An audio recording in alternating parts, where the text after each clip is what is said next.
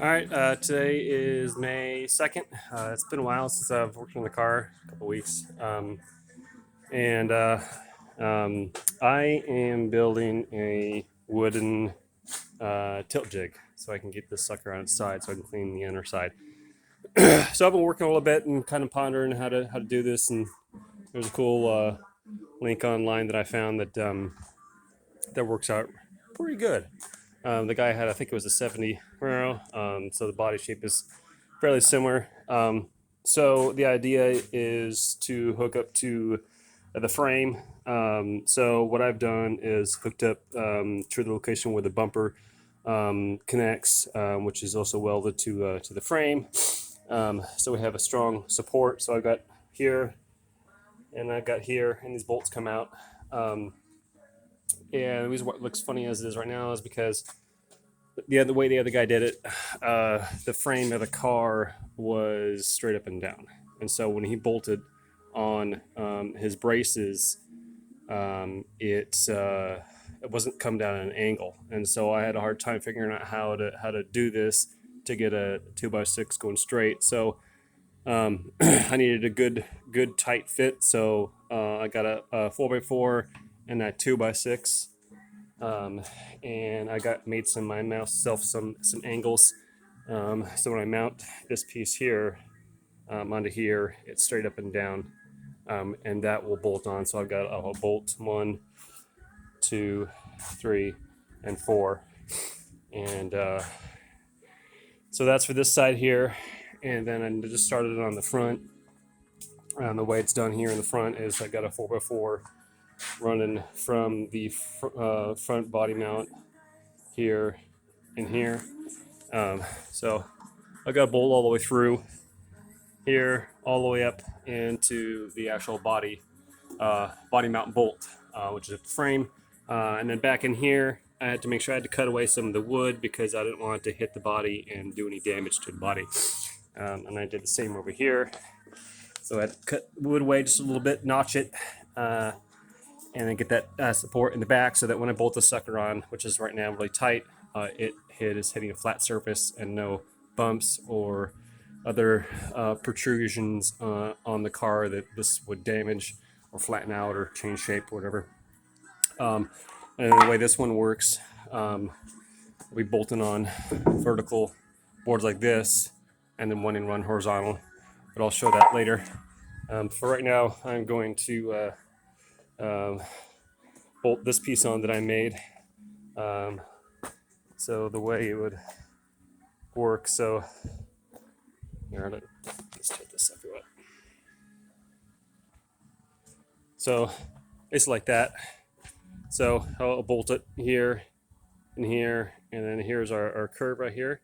So the idea is you take the car and you roll it on that curve right there, and then you match the design on the other side. And a lot of things you got to make sure that your radius here definitely protrudes up past the end of the car, and that the weight of the car is heavy on the roof side.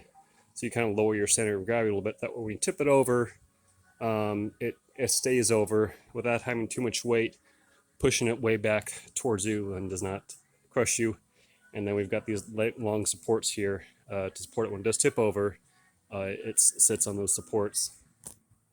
And then, so I got some pretty good, some 3/4 plywood here and here.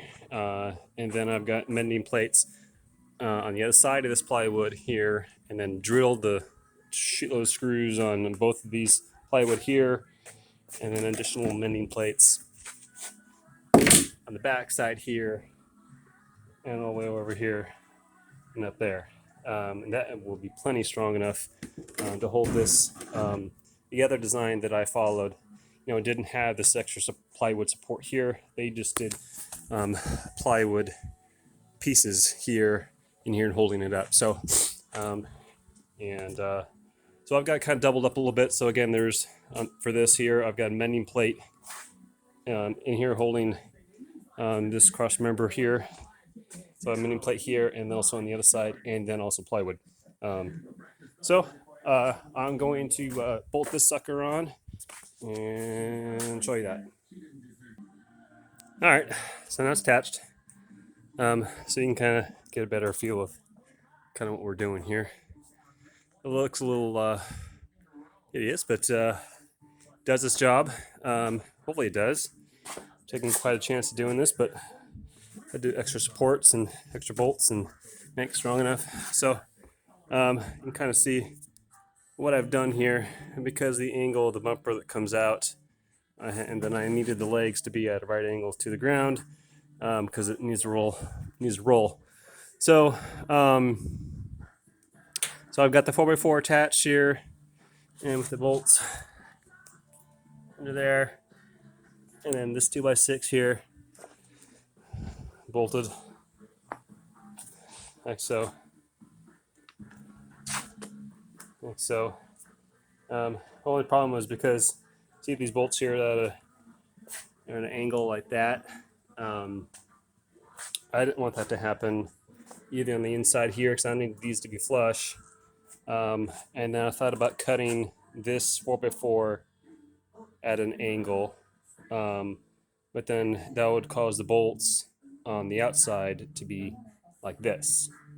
And then that would not leave any room for me to mount this because the bolts are sticking out too much.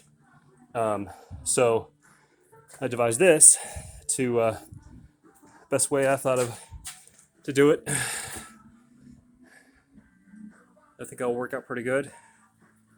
And then do the same on the other side. So my rotation point is right here. So it's just, you know, fairly on the low side of the car, almost right in line with the very bottom where the frame attaches to the floor of the car. So our radius is 2 feet from here this way. And then as you look over here from the car angle, so it gives me enough room as the car rotates to about a foot or so clearance as the body goes on its side and rolls. And that's kind of when you look at if anyone's building this stuff, is to make sure that you have some good clearance and you go past your bumper. But if it's too high, if it's too long past it, then it's going to make it even harder to roll over. So you want as low as possible without damaging it or taking any chances that you don't want to. So I'm going to stop this video and then start working on the front frame, and then I'll make another video showing the front. That's it. And then once I get the front on, then I can take this thing off the jacks and let it sit on its feet. All right, thanks.